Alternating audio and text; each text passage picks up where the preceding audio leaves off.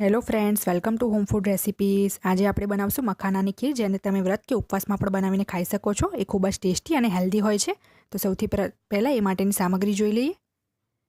મખાનાની ખીર બનાવવા માટે મેં અહીં લીધું છે ફૂલ ફેટ મિલ્ક।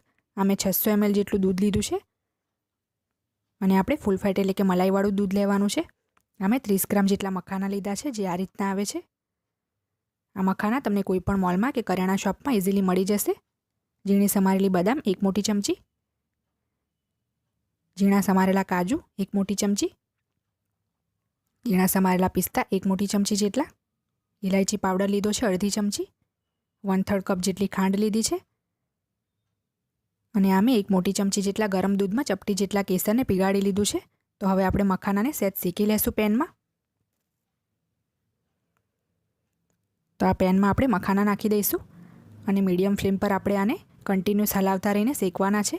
તમે ચાહો તો 1 ચમચી ઘી નાખીને પણ મખાનાને શેકી શકો છો, પણ જો તમને ઘીનો ટેસ્ટ ખીરમાં ના ભાવતો હોય તો આ રીતે ડાયરેક્ટલી પણ એને શેકી શકો છો। તો આપણે આને સહેજ ક્રિસ્પી થાય ત્યાં સુધી જ શેકવાના છે। 2 થી 3 મિનિટ લાગશે આપણને।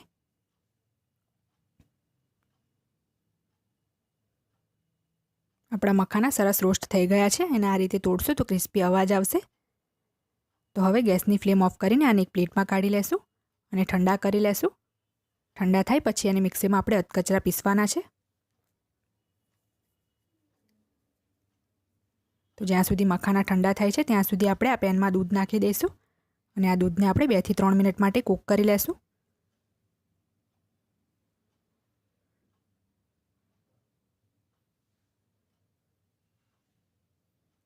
આ દૂધને મેં મીડિયમ ફ્લેમ પર 3 મિનિટ માટે ઉકાળી લીધું છે અને મખાનાને પણ મેં આ રીતે અધકચરા મિક્સરમાં પીસી લીધા છે। એ નાખી દઈશું દૂધમાં।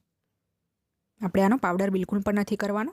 તો હવે આને મિક્સ કરીને 5 થી 6 મિનિટ માટે કૂક કરી લેશું મીડિયમ ફ્લેમ પર।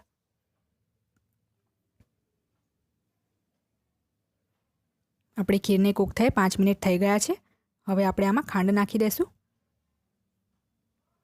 બદામની કતરણ નાખશું, ચોપ કરેલા કાજુ, પિસ્તાની કતરણ પણ નાખી દઈશું, જે કેસરને દૂધમાં ઓગાળ્યું હતું એ પણ નાખી દઈશું,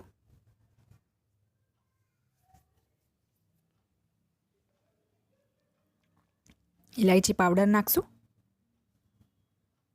અને બધું સારી રીતે મિક્સ કરીને ફરીથી 2 મિનિટ માટે કૂક કરી લેશું। તો 2 મિનિટ થઈ ગઈ છે, આપણી મખાનાની ખીર રેડી છે અને સર્વ કરી લેશું। તો આપણી ખીર રેડી છે અને પિસ્તા અને બદામની કતરણથી ગાર્નિશ કરી લેશું। તમે આને નાના બાળકોને પણ આપી શકો છો। એ ખૂબ જ હેલ્ધી ફૂડ છે। જો તમને મારી આ રેસીપી પસંદ આવે તો મારી ચેનલને લાઇક, શેર અને સબસ્ક્રાઇબ કરવાનું બિલકુલ ના ભૂલશો। સબસ્ક્રાઇબ બટનની બાજુમાં જે બેલ આઇકન છે એને પણ ક્લિક કરો, જેથી તમને મારા દરેક વિડીયોની નોટિફિકેશન મળતી રહે। જો તમારે મારો આ વિડીયો હિન્દીમાં જોવો હોય તો એની લિંક મેં ડિસ્ક્રિપ્શન બોક્સમાં આપી દીધી છે। તો મળીએ નેક્સ્ટ વિડીયોમાં, ત્યાં સુધી આવજો।